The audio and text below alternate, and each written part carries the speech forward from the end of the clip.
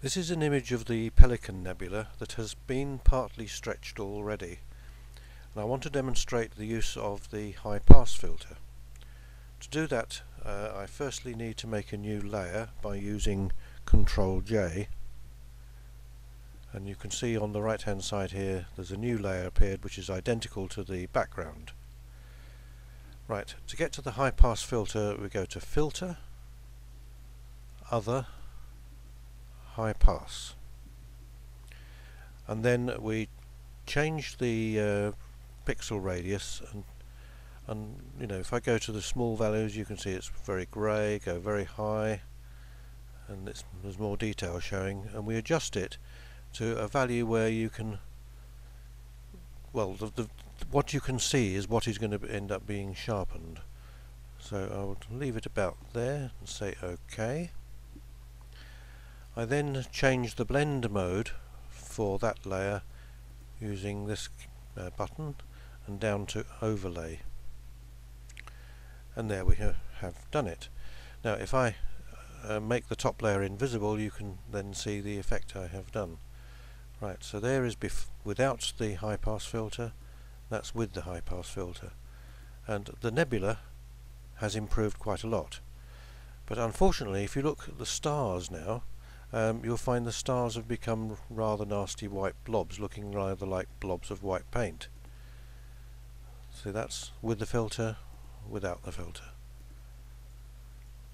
Now one way around this is to rub out make holes in this top layer that correspond to where the stars are, and then the high pass filter won't act on those stars. So if I make the layer active again and then go over to the eraser, which is the one on the left, click on that. If you see the little circle that I've got there, that's the size of the eraser brush, and I can change that up at the top here on the left. I can make it bigger or smaller, and if I move over the picture you can then see how big it is. Now that's too big. Bring it down a bit. Whoops, that's about the right size to cover the stars.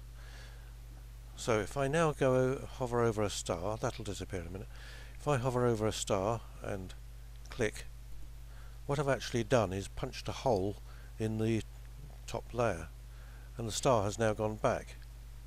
If I do it with another star, and another star, and another star. Right, if I make the background not visible, you'll see there are now holes in the top layer. And I can then do this as much as I wish. I just go and that star, that star, that star. I mean, there's lots of stars, so this can take quite a time. Another way is that I really only want the high pass filter to act on the nebula, so all this region here, rather than doing those stars individually, I can make the brush bigger. Yeah, that'll do, and click, and I can sort of just go around, and you can see those stars are all going small. As long as I don't go onto the nebula, I don't spoil the sharpening. And if I take off the background again, you can see how much of a hole I've made.